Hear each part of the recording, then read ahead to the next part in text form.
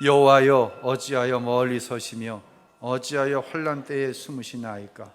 악한 자가 교만하여 가련한 자를 심히 압박하오니 그들이 자기가 베푼 꾀에 빠지게 하소서. 악인은 그의 마음의 욕심을 자랑하며 탐욕을 부리는 자는 여호와를 배반하여 멸시하나이다. 악인은 그의 교만한 얼굴로 말하기를 여호와께서 이를 감찰하지 아니하신다 하며 그의 모든 사상이 하나님이 없다 하나이다. 여호와께서는 영원 무궁하도록 왕이시니 이방 나라들이 주의 땅에서 멸망하였나이다. 여호와여, 주는 겸손한 자의 소원을 들으셨사오니 그들의 마음을 준비하시며 귀를 기울여 들으시고 고아와 압제당하는 자를 위하여 심판하사 세상에 속한 자가 다시는 위협하지 못하게 하시리이다. 아멘. 할렐루야. 지난 주간 세계를 놀라게 한 한 사건이 있었습니다. 이슬람 극단주의 단체인 하마스가 이스라엘을 침략해서 많은 사람들을 학살하고 인질로 잡아갔습니다. 이에 대한 보복으로 이스라엘은 가나지구를 처참할 정도로 폭용함으로 많은 사상자가 생기는 정말 위기의 순간이 지금도 진행되고 있습니다. 가뜩이나 러시아의 우크라이나 침공이 장기화되면서 전 세계에서 전쟁의 공포와 또한 경제적인 어려움을 당하고 있는데 이스라엘과 하마스의 전쟁이 확전되지 않을까라고 하는 많은 염려를 가지고 있습니다. 더구나 우리 대한민국은 북한이라고 하는 참 어려운 우리의 동족들을 머리에 이고 살고 있어요. 혹시라도 이 틈을 그들이 타지는 않을까 하는 염려가 또한 우리 가운데 있습니다. 제가 지식이 없어 하는 말이니 이해하고 들어주시기 바랍니다. 저는 이스라엘과 하마스의 전투를 보면서 이렇게 기도했습니다. 하나님, 이스라엘에게도 하마스에게도 하나님의 자리가 있게 하옵소서. 이스라엘은 스스로가 전 세계에서 하나님을 가장 잘 믿는 민족이라고 자부하는 민족입니다. 그런데 그들이 하는 짓을 보면 과연 그들 안에 하나님의 자리가 있나? 하나님이 말씀하실 때 그 말씀을 들을 자리가 있나? 하나님이 역사하시려고 하는데 하나님이 역사하실 만한 자리가 없는 것 같이 보여요. 하마스는 어떻습니까? 이들은 말끝마다 알라후 아크바르, 무슨 얘기예요? 신은 가장 위대하시다.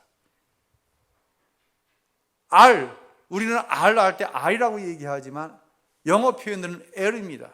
이 L은 구약 성경의 야훼 하나님, 우리가 알고 있는 여호와라고 이름하는 하나님을 믿는, 가장 잘 믿는다고 스스로 생각하는 자들이 또한 이 이슬람 극단주의자들이에요.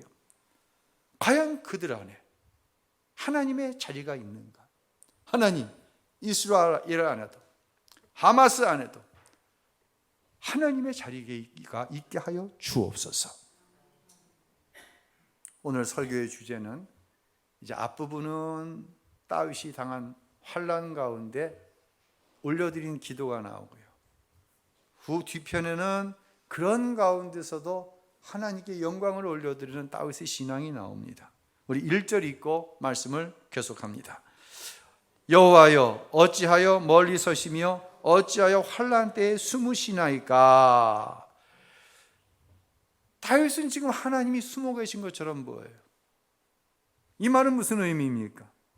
아무리 기도하고 아무리 주님을 찾고 부르짖어도 아무런 응답이 없으니 답답한 마음의 고통을 하나님이 지금 숨어 계시다, 하나님이 멀리 계신다라고 표현을 하고 있습니다.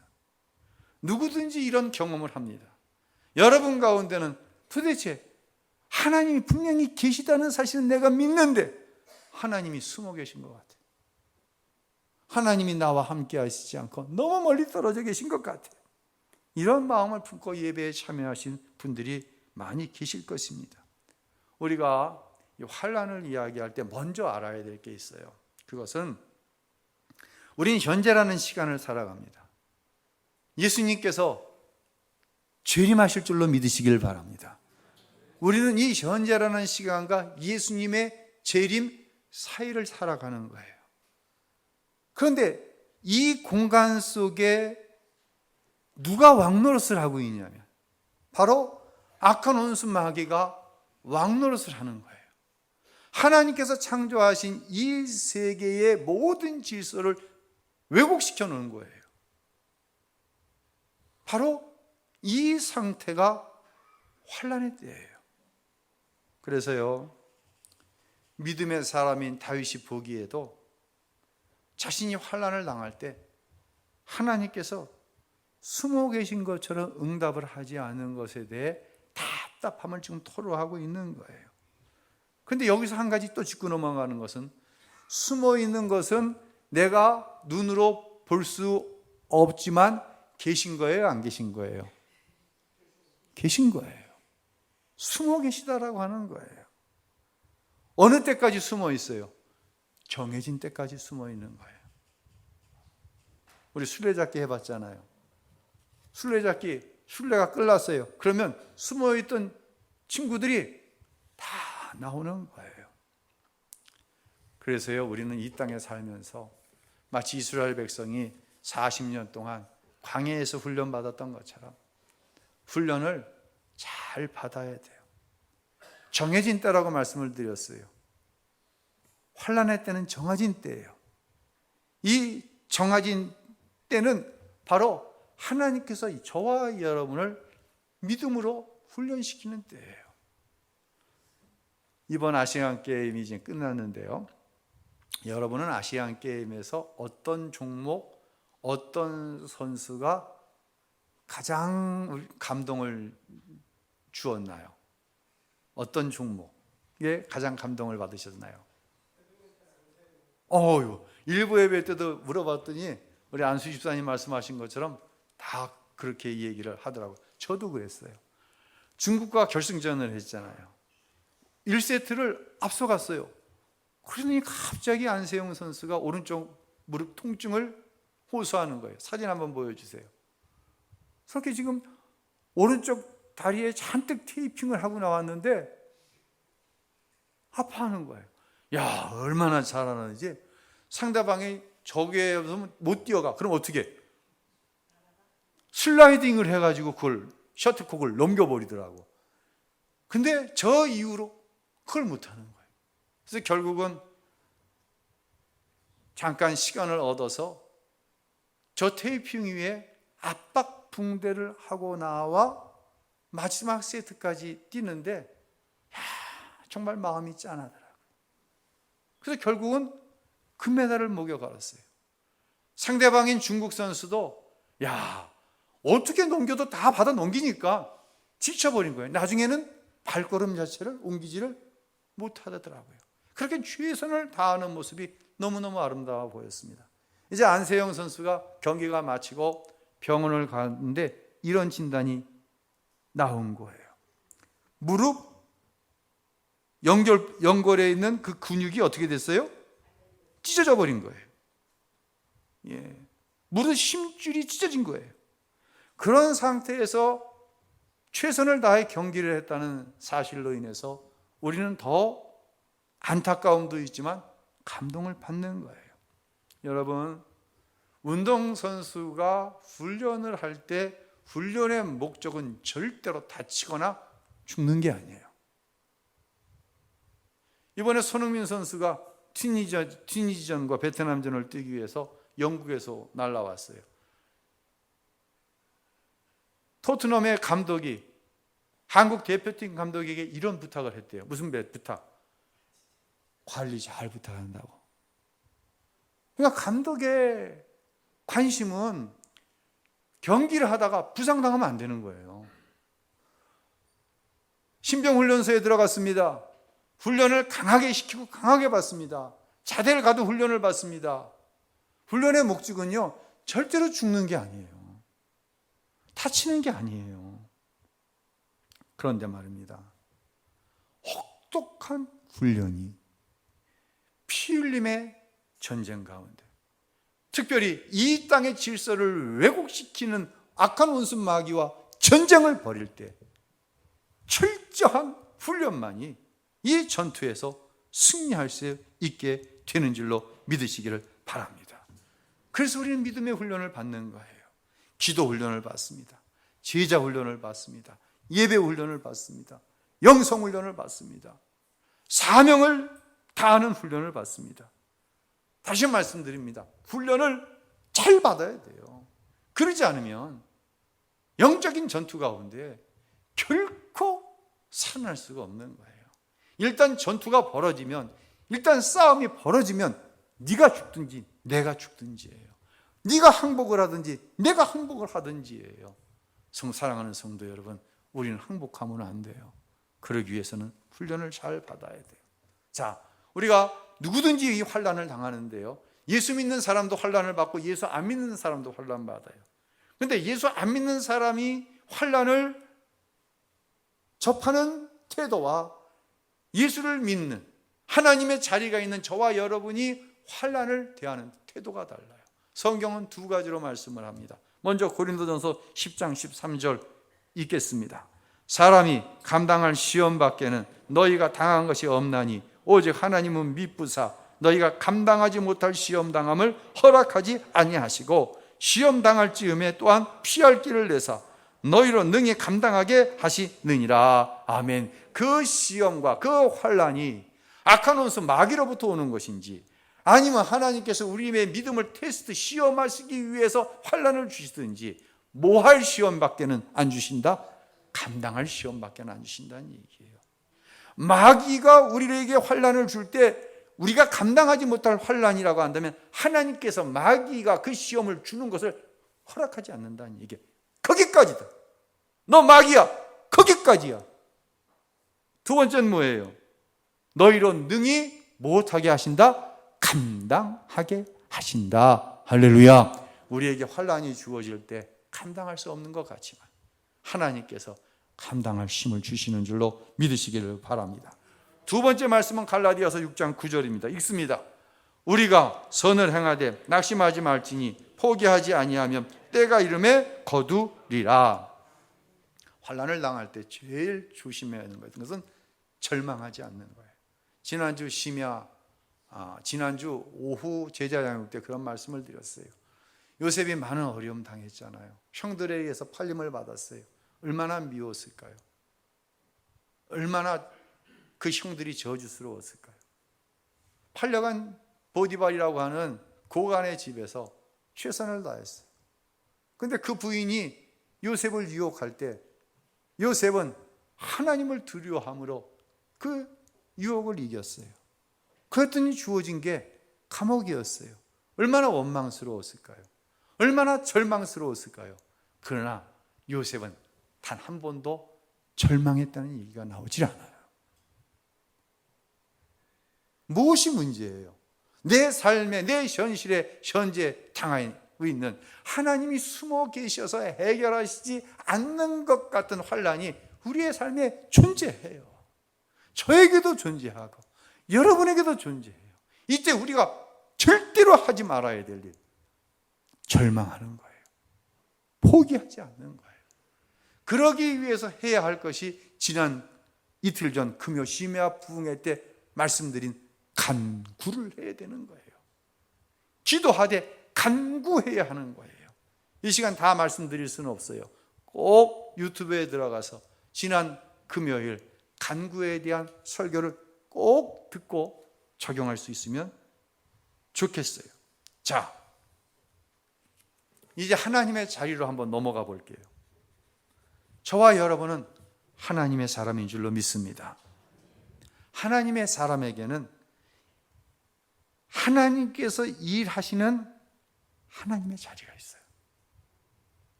하나님의 사람에게 뭐가 있다? 하나님께서 일하시는 하나님의 자리가 이 안에 있어요.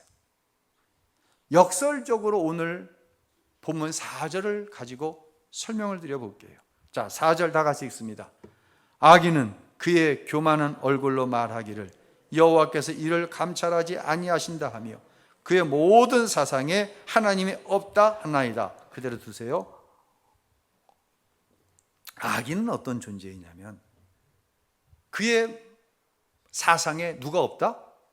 하나님이 없다는 거예요. 여기서 하나님이 없다고 하는 것은 그의 마음과 생각에 하나님이 계실 자리가 없는 거예요. 저는 오랜 세월 목회를 하면서 교회 안 다니는 사람들 얘기하는 게 아니에요. 교회에 오는 사람들 가운데 두 부류를 봅니다. 인간적으로는 연약해요. 부족함도 많이 있어요. 그런데 하나님께서 일하실 자리가 항상 있어. 연약해, 부족해. 하나님의 말씀을 들을 때 그 말씀이 주시는 감동을 삶에 적용해낼 그 자리가 있는 사람들이에요. 이 사람들의 공통적인 특징은 뭐냐? 겸손한 사람들이에요. 두 번째 부류가 있어요. 자기 열심이 있어요. 여러분, 이스라엘 얼마나 율법적인 열심이 있어요. 하마스 얼마나 대단한 열심이 있어요. 뭐 하면 신은 위대하다고 그러잖아요. 그런데 하나님이 거하실 자리가 없는 거예요. 이 사람의 공통점은 뭐냐? 자아가 깨어지지 않은 거예요. 자기 생각, 자기 의, 자기 주장, 이것으로 가득해. 하나님을 구해.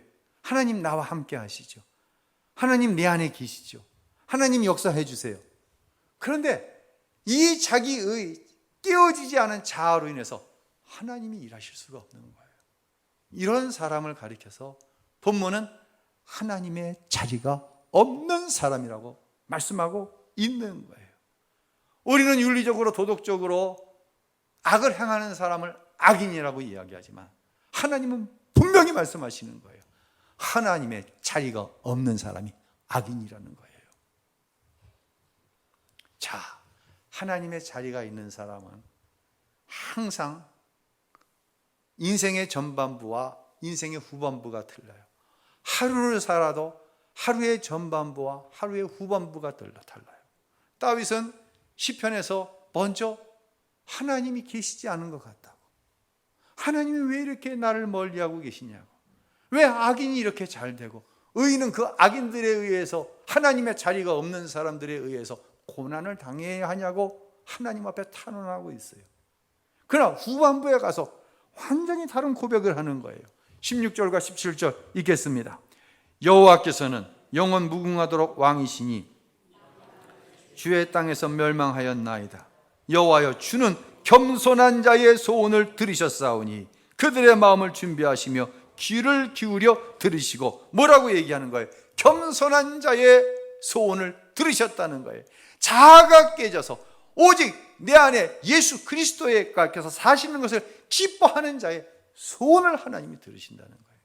그들의 말에 하나님이 숨어 계신 것 같아요. 멀리 계신 것 같아요. 그러나 하나님은 우리의 신음소리까지도 다 들으시고 역사하신다는 그러한 다윗의 고백인 거예요.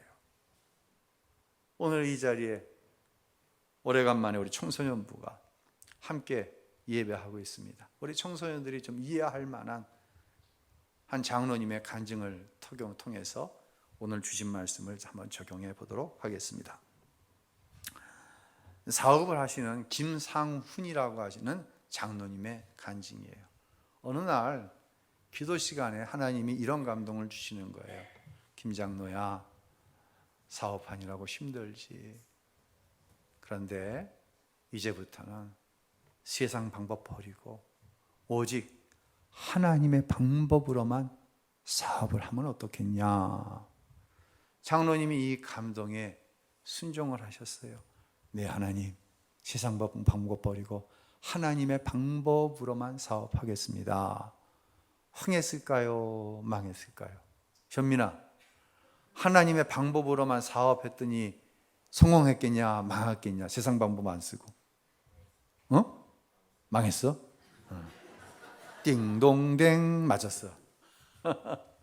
장로님이 이제 이 기도에 순종하시기 위해서 술 접대 못 하잖아요. 저주는 골프 못 치잖아요. 저주는 화투 못 치잖아요. 그러니까 더 열심히 사업체를 방문을 하는 거예요. 그리고 자기 회사가 가진 특별한 기술을 안내해주고 수주를 요청하는 거예요. 그러다 보니까 만나주지를 않는 거예요. 왜? 그 김 사장 만나봤자 남는 게 없어. 자기 주머니에 들어오는 게 없어. 안 만나주는 거예요. 10번을 찾아가서 만납니다. 자기 회사의 훌륭한 기술을 소개하면 오, 그 특별한 기술을 가지고 계시네요. 그렇게 시공하면 참 좋겠네요. 한번 기다려보세요. 답을 들을 테니까. 그리고 답을 기다립니다. 어느 정도 시간이 지나고 오면 들려오는 소리가 자기 회사보다 훨씬 기술이 못한데 그 회사가 그 공사를 수주한 거예요. 왜요? 로비하고 접대하고 회사의 재정 상태가 점점 어려워졌습니다. 결국 회사의 문을 닫을 수 없는 상태까지 이르게 되었어요. 그때 장로님은 오직 하나님 앞에 기도했어요. 예수의 이름으로 나는 일어서리라. 주가 주신 능력으로 나는 일어서리라. 원수가 날 향해 와도 쓰러지지 않으리. 주가 주신 능력으로 주가 주신 능력으로 주가 주신 능력으로 일어서리. 중간쯤 되면 좀 따라와야지. 무한하게 듣기만 하면. 이 찬송을 100번도 더 부르셨다는 거예요. 그런데 신기한 게 뭐냐면 이제 망하게 됐으니까 죽겠다. 망할 것 같아. 이 소리가 나오는 게 아니라 그 심령이, 그 마음이 어느 때보다 충만한 거예요. 교회에 와서는 중보에 기도를 부탁하는 거예요. 사업이 어려우니 기도 부탁드립니다. 근데 얼굴에 티가 안 나는 거예요. 그리고 장로로서의 사명을 성실하게 감당했습니다. 그랬더니 하나님이 이런 깨달음을 주시더라는 거예요. 주님께서 나를 훈련시키시는구나. 특별한 목적이 있어서 훈련시키시는구나. 주님께서 하시고자 하는 일이 있구나. 그 깨달음이 주어지는데 망할 것 같은 사업이 이 마음을 넘어뜨리질 못하더라는 거예요. 이렇게 몇 개월이 지났어요. 어느 날부터인가 전혀 예상하지 않았던 곳에서 사업의 길이 열려지는 거예요. 전에 수주하던, 내가 이렇게 결심했는데 이 결심 전보다 수주의 금액이 10배가 넘어가는 거예요. 이 10배가 넘는 공사가 전국에서 10곳 이상에서 진행이 되는 거예요. 얼마나 감사했을까요? 그러고서도 접대를 안 하려고 하다 보니까 거래처는 늘어가고 더 발로 뛰는 거예요. 사람들을 만나 감사하다고 하는 거예요. 이렇게 사업이 잘 진행되었으면 얼마나 좋을까요? 이제 하나님의 도우심으로 회사가 성장해 나아간다라고 하는 어떤 자신감이 붙었을 금때에 정확하게 2010년 1월입니다. 경찰청 특수수사팀이라고 하는 곳에서 장로님의 회사에 와서 막 서류와 PC를 압수해 가는 거예요. 이 새로 세워진 정부에서 토착 비리 근절이다 해갖고 정부의 주요 기관들을 감사한 거예요. 장로님은 이제 건설업 쪽이니까 국토해양부를 감사하는데 어떤 식으로 감사하냐면 가장 국토해양부에 많이 출입한 사람이 누구인가? 승용차 번호를 추적했는데 장로님 사업이 너무 잘 되니까 제1위로 검색된 게 김 장로님 번호판이 검색이 된 거예요. 그래서 특별수사본부팀에서 장로님을 검사하기 시작한 거예요. 6개월 동안 얼마나 사사시 훑어나가는지 수주는 고사하고 공사가 다 멈춰지는 거예요. 이렇게 수사를 받은 지 6개월이 지난 어느 날 경찰청에서 들어오라고 그래서 들어갔어요. 그랬더니 이 특별수사본부의 수사관이 이런 말을 합니다. 여기는 말 그대로 특별수사본부이고 그냥은 끝나는 법이 없습니다. 범죄 사실이 없으면 털어서라도 범죄를 만들어내는 곳이 바로 이곳입니다. 그런데 6개월을 김 사장님과 김 사장님 회사를 수사해 보니 김 사장님은 부도덕한 사람이 아니고 정말 모범적으로 회사를 경영했다는 사실을 우리가 알게 되었습니다. 이제 수사를 종결합니다. 우리 대한민국 안에 김 사장님처럼 모범적인 회사 대표들, 모범적인 회사만 있으면 참 좋겠습니다. 그리고 모든 서류와 PC를 돌려주었다고 합니다. 김 장로님과 함께 조사를 받은 많은 기업인들 대부분이 이때 구속이 된 거예요. 본인들만 구속이 된 게 아니라 이 국토해양부에 있는 공무원들에게 뭘 줬어? 뇌물을 준 거야. 그 공무원들도 그래서 구속이 되고 면직을 당하고 감봉을 받는 사람들이 너무너무 많이 생긴 거예요. 자, 이제 이 김 장로님은 아무런 죄가 없고 훌륭한 운영자라고 하는 소문이 전국에 퍼진 거예요. 그러니까 가는 곳마다 고생 많으셨다고, 김 사장님 참 훌륭하시다고, 6개월간 멈춰져 있던 수주를 그냥 단번에 몇 배 수주가 되고 공사는 잘 진행이 되어지고 만나는 공무원마다 참 김 사장님은 훌륭한 신분이라고 칭찬을 하는 거예요. 사랑하는 성도 여러분, 오직 말씀대로 살기를 기뻐할 때 모든 일이 그냥 잘 되는 거 아니에요. 정말 하나님이 숨어 계신 것 같아요. 하나님이 너무 멀리 계신 것 같은 환난이 찾아올 때가 분명히 있어요. 이게 뭐라고요? 바로 훈련이에요. 이 훈련을 믿음으로 말씀으로 잘 통과하는 사람의 특징이 뭐냐? 하나님의 자리가 있는 사람인 거예요. 하나님의 자리가 있어 해야 할 일, 해야 할 말 구별시키시는 거예요. 하지 말아야 할 일, 하지 말아야 할 말 구별시키는 거예요. 그리고 그를 통해 영광 받으시기 위해 그를 사용하시는 거예요. 할렐루야. 이것을 가리켜서 우리는 하나님의 말씀대로 살았더니 하나님께서 일하셨고 하나님께서 축복하셨습니다 라고 이야기하는 거예요. 할짓 못할짓 다 하고 할 말 못할 말로 누군가의 인격을 짓밟고 자기 뜻만 이뤄, 그리고 무엇인가 많은 것을 소유하게 돼서 하나님이 축복하셨다고요? 적어도 우신교회에서는 이런 말이 통용되어서는 안 돼요. 그러면 마지막 결론으로 하나님의 자리는 누구에게 주어질까요? 다시 말씀드립니다. 우린 다 하나님과 함께 하기를 원합니다. 하나님께서 일하시기를 원합니다. 우리 모두는 다 똑같아요. 근데 누구에게 이 하나님의 자리가 주어질까요? 바로 나는 죽고 예수로 사는 사람에게 이 하나님의 자리가 주어지는 줄로 우리 모두는 믿습니다. 나는 십자가에 죽었습니다. 그리고 내 안에 사시는 이는 오직 예수입니다.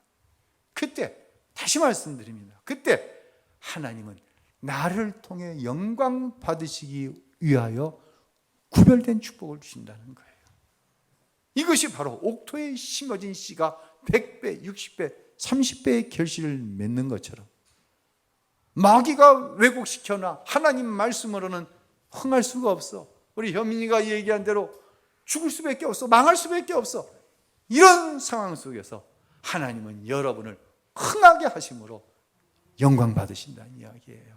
할렐루야, 할렐루야. 사랑하는 성도 여러분들을 축복합니다. 여러분 안에 예수로 살고 예수로 죽는 그 거룩한 죽음으로 인해서 내 안에 하나님의 자리가 있어 하나님이 일하시는 그런 능력의 역사가 우리 모두 가운데 있게 되시기를 예수님의 이름으로 축원합니다.